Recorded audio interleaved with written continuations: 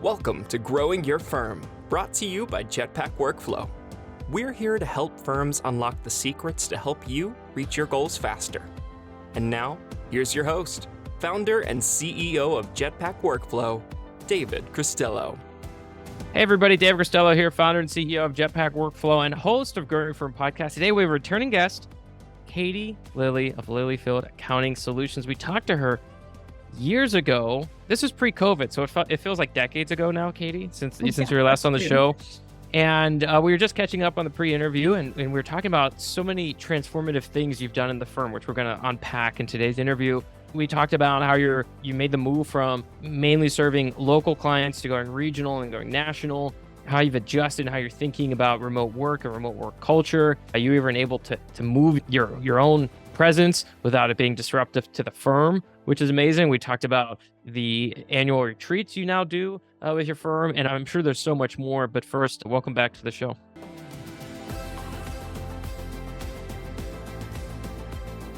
Thank you so much. I'm excited to be here. I just remember, I think it was 2017, and I had maybe employee number 1 or number 2, and I had reached out and I was like, I'm just going to start this firm. So let's just talk about it. So, I love it. And so where are you at today? Now there's 10 of us in 2 different states. We're over 60 sets of books because we do bookkeeping only. So we're a remote bookkeeping firm, well over 65, 20% revenue growth every year, including COVID year. It's been an amazing ride. I love it. And your focus, you mentioned going local to regional to national. I guess help us understand your client mix. Like, what does a typical client look like today, and how did that differ from when you started? Okay, so when we first started, that was back just when QuickBooks Online was taking off. So we had a few clients that were in QuickBooks Desktop. Majority were in QuickBooks Online. As the product got better and better, we made the executive decision to be 100% QuickBooks Online, just because we wanted everyone in the bookkeeping firm working on the exact same software product, because there's a lot of things that way. You don't have somebody trying to learn some other software, and somebody in the firm's going to have experienced something like that in that particular accounting software. So we made that decision. And then all the clients that were on desktop, I said, you either need to find another bookkeeper or you need to convert over to online. And they're like, oh, okay, I guess I'll go to online. So they all followed us. We try to do only service-based and nonprofit. Okay. We don't do any construction clients or retail clients at the moment. We don't. But it's definitely something I'm open to. It's just not something I know and I do really well. But I'm going to put it out there that the right and perfect person who maybe likes this idea of what I'm creating makes their way to us. And maybe one day we'll have Lillyfield Retail Solutions or Lillyfield Construction Solutions. So right now it's primarily service-based businesses, nonprofits. And so when we started, it was very local. We got most of our referrals were from tax accountants. That was probably years 1 through 4. And we're about to go into our 7th year. And then in year 5, I remember, because I track my referrals at the end of every year to see what's most effective. And it switched to client referrals, from tax referrals to client referrals. Super so that cool. was fascinating. Yeah. And then I think that was about, I lost my train of thought. We're talking about the clients of today, and you're primarily in Florida at the time. You're now split between 2 states, 10 employees. So is a client today up and down the East Coast, and then in the service-based and nonprofit, or is mostly Southeast, or how does that work? So I think it was once we switched from the tax accountants to the clients, that's when it blew up. So we started getting clients down on the coast of Florida in that area. Then we started to get some in South Georgia. So that's when we started getting regional. We got some in Tampa. And I think it's because the client word of mouth referral takes it beyond usually your CPA or your tax accountant in your local hometown. And then we've got a nonprofit in Chicago. It's just that we've got clients all over now. And I really think it's because of that word of mouth and then just having a social media presence. We don't do any advertising per se, but we do have a pretty active social media presence in as far as brand awareness, because I think really for someone like us, either a tax accountant or another client's going to recommend us. And then the first thing that person's going to do is probably go to our website and then probably go to our social media to see if we're legit. So we put our marketing dollars in more to brand awareness than actual like paid advertising. Just making sure that anyone that goes to our social media or website can get an idea of what our culture's like and what it's like to work a day in the life at Lillyfield.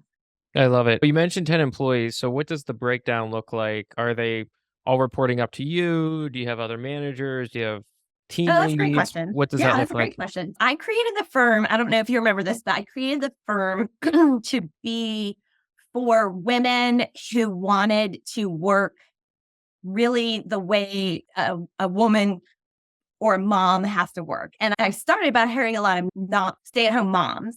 And I told them that they could work whatever hours they want. And so I started my first employee wanted to work 5 hours a week. I was like, that's fine. And I got another that wanted to work 20 hours a week. I was like, that's fine. And so now the breakdown, I think I have maybe 3 part-time, 4 full-time. I'm going to get the breakdown wrong. 2 managers. And then I hired another me, but she's better than me. What's her title? She's just a better version of me so that I can focus on growing the business and working on the business. So is she like an integrator or ops person or? Exactly. Okay. Exactly. Okay. Yes. She is the one where before my managers or my bookkeepers might have had questions and I would be the bottleneck and my inbox would just be filled with their questions because something else was more urgent at the time, doing a sales call or whatever. And she's taken that piece. So she's the one that's like, everybody goes to her for the questions. And she's a CPA. She can answer those questions. She's created us an internal SharePoint site. We've developed a bookkeeping training program. So you don't even necessarily have to have bookkeeping experience anymore if you go to our bookkeeping training program. So she's created all of that. And then that freed up my business office manager. She's also my COO to take over everything business related, HR, marketing, sales, IT, all that. She's been able to take over herself. So there's really the 3 of us. So me as CEO, then I've got a COO, and then director of accounting is the 3rd. Awesome. And yeah, and it's working great. the part-time people you mentioned, the full-time people, do they all report up to the director of accounting? Yes. Yes. Okay.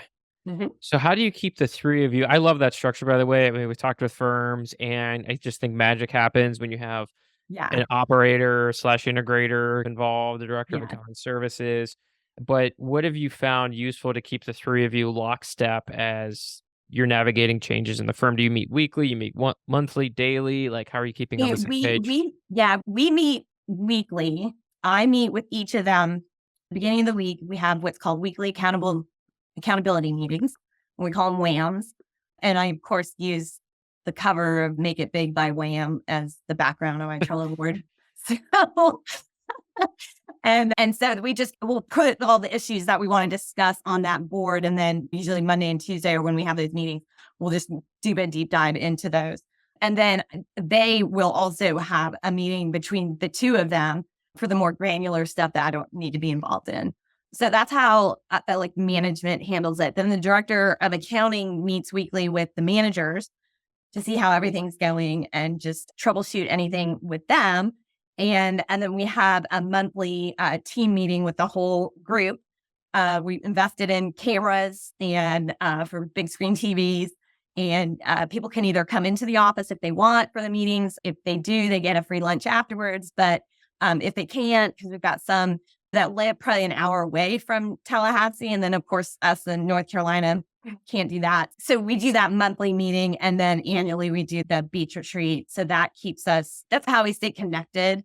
But we also use Teams on a daily basis, which is another great way. They were talking this weekend. We just had our beach retreat. I was telling you that before the show.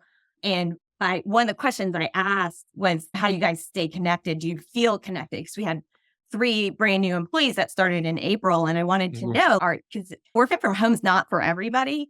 And so I was like, do you feel connected? And just that using using teams and the way we use teams, I think everyone does feel really connected. Can you tell us a little bit more about this beach retreat? You hear the word beach and the word retreat, and you think it's fun. I'm sure you had fun, but it sounded like you also asked questions to help evolve the firm and pulse check with the team.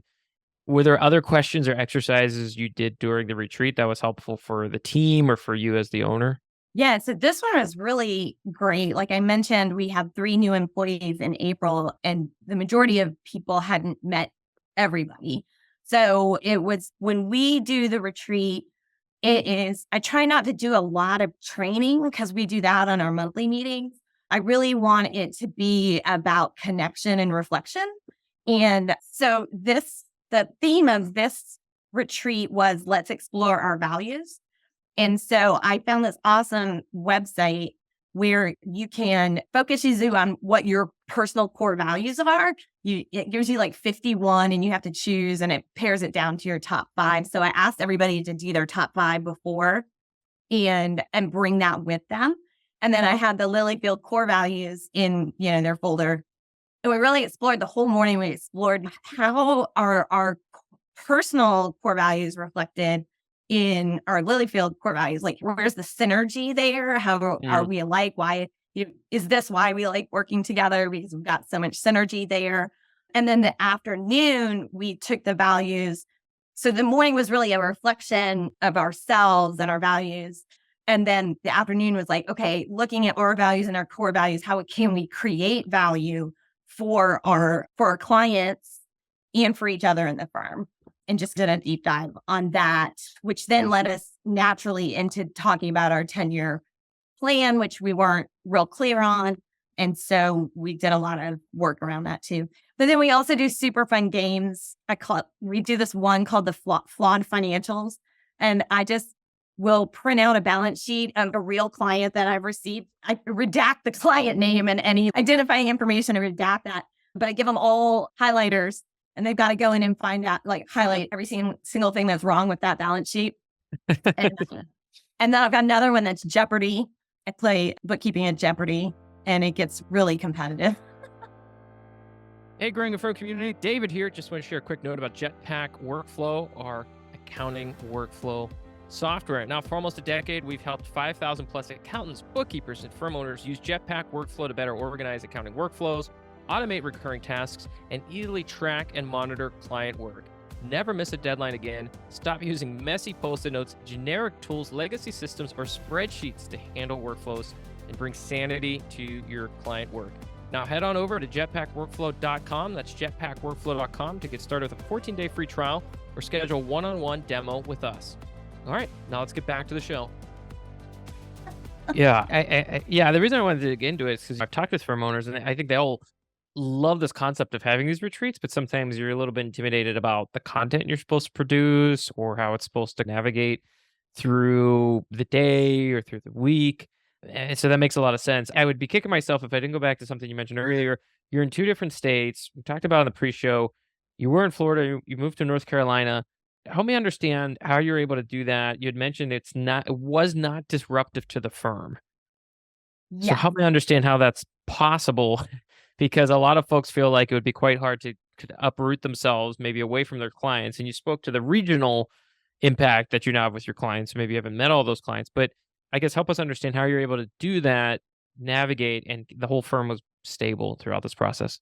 Okay. So when I originally created the firm in 2016, I mentioned it was to be for stay-at-home moms. So I created it to be remote from the get-go, pre-COVID, all that. So when the switch came to COVID, we were like blink an eye. We just kept doing what we were doing. So my husband had gotten a great, one of those just life-changing promotions.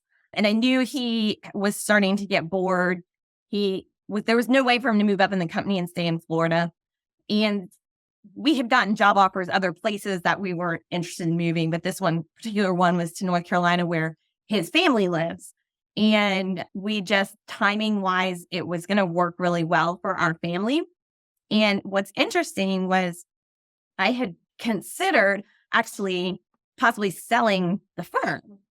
And oh, wow. Interesting. Yeah. And when I mentioned it, it was like an employee revolt. I mean, just like, what?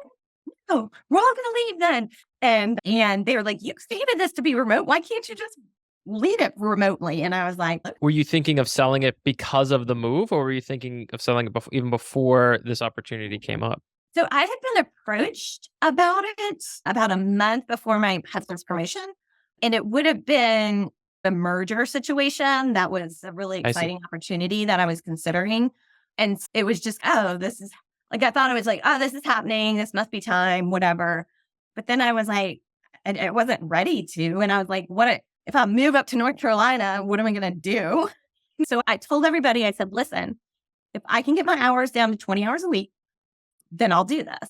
And sure enough, I work 20 hours a week now. Not right now. I'm back up to 30 by choice, but I was able to get it down to 20 so that had to get my oldest daughter graduated. I had to sell the house. My husband was already up in North Carolina working. I had to sell the house by myself, get my daughter graduated, uproot my kids, move to an apartment with 3 kids, 3 cats, and my husband.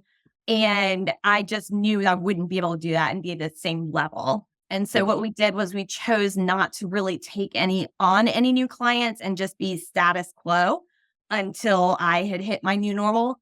And there was one other thing about it that I remember when I lost my train of thought again on that one. It'll come back to me. But yeah, we didn't take any new clients and I remember. So I did let the clients know that were a little more hands-on. We see them every week. The ones that needed to know, and they didn't bat an eye either. They were like, okay, that's how we work already. So Yeah. it really was a non-issue. And I think I mentioned to you that, yeah, as of today, I still have clients that have no idea. Yeah, I love that. We're talking about some of the professional service firms we work with. I don't know where they are. I know where their headquarters are, but I don't know where the individual's calling in, whether it's our law firm, an accounting firm, or whatever it may be. It's interesting. You mentioned, so the whole team knew about the merger opportunity. Is that correct?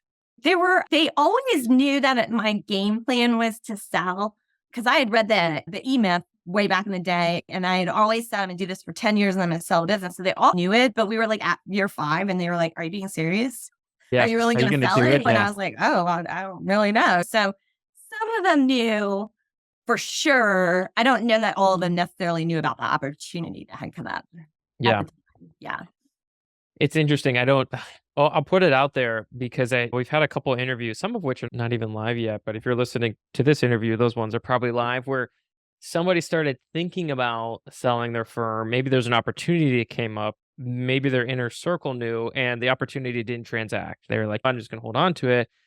And then lo and behold, 1, 2, 3 years later, one of the existing team members was like, I'll buy it if you want me to buy it. Right. And they'll do a structure. We just finished an interview with Jordan Schultz where he had been in the firm and he's thinking about transacting it. And one of his teammates was like, actually, they had a professional goal to run a firm one day. And he was like, hey, it's probably accelerated timeline, but if you want to buy this one and then run it, that could be on the table. And it's interesting that the inner circle knows about it and they felt so passionate about the culture you created that they were hesitant to transact. So anyways, I'm putting it out there. We'll see if it happens, you got to come back on the show and tell us about it. So now that I've moved and I got my mojo back and I'm in my new normal, I'm loving it up here. And I've got so many ideas for the next 10 years. I would love to see Lillyfield just have a legacy and keep going. And what would be ideal for me is we're starting to hire younger people and really train them really well. I want to see them grow and have opportunities and be like, I haven't had anyone that has been pregnant, and how would we handle motherhood at Lillyfield, like all the different challenges and how we would personally do that. I would love to see the opportunity, and I would love to see team members want to take on with that. And one of the ideas I'm batting around is this idea of the Lillyfield constellation of services. I have one bookkeeper who's a super strong bookkeeper, and she's very entrepreneurial. And we decided just recently, probably in May, to create a bookkeeping firm together that specializes just in law practices. And so that's like a service that's tied to Lillyfield. And so I would just love to see different ones. If I would love for everybody to stay at Lillyfield, but if they don't want to do the traditional supervisor manager route, or they don't want to go get a CPA or get an accounting degree, but they're really good at nonprofits and have been doing nonprofits for 10 years, maybe they come to me and say, hey, let's start Lillyfield Nonprofit Solutions, and I'm all in. Let's do it. I would love to see something like that. I think there's a lot of potential there. Yeah, I love it. And it sounds like you're building the right culture to probably have the entrepreneurial mindset and for people to come to you and potentially launch those sister companies or sister services, if you will, from the organization. If somebody wants to reach out, say thank you, follow up with you. Oh, by the way, before I give you a plug and we'll link it up, what was the website that you could put your own values? Do Oh you my remember that goodness. website? I had a star next to it in my notes, and I was like, you know what? If not, we'll put it in the show notes. So fun. Yes, I'll have to give it to you on the show notes because my speaker wouldn't work unless I took my second screen off. So, Okay. but I have a link to it, and I'll shoot it over to you as soon as we're done. Okay, sounds good. Anyways, if somebody wants to reach out, say thank you, learn more, maybe they're looking to jump into the next adventure and maybe they're interested in applying for an open position at your firm, what's the best place for them to connect with you? Lillyfieldsolutions.com, and that's Lilly, Lilly, Lillyfieldsolutions.com. Awesome. If you couldn't write down all the notes from today, we're going to link it up at jetpackworkflow.com/blog. That's jetpackworkflow.com/blog. If you enjoyed today's interview, leave a 5-star review. It helps us get the word out. And if you really enjoyed today's interview, share it with a fellow firm owner that needed to hear something that Katie mentioned today. Katie, it's been a real treat. Thanks for coming back on the show. Thanks for being a Jetpacker for all these years. And I look forward to episode 3. Thank you so much. Thank you for joining Growing Your Firm, the podcast series for global, small, and medium-sized businesses ready to scale and increase profits. You can check out more podcasts by following the links in the show notes. And don't forget to subscribe, rate, and review wherever you're listening. At Jetpack Workflow, we're all about maximizing returns for accounting firms and CPAs. Check out more podcasts on growing your firm and subscribe wherever you listen to podcasts.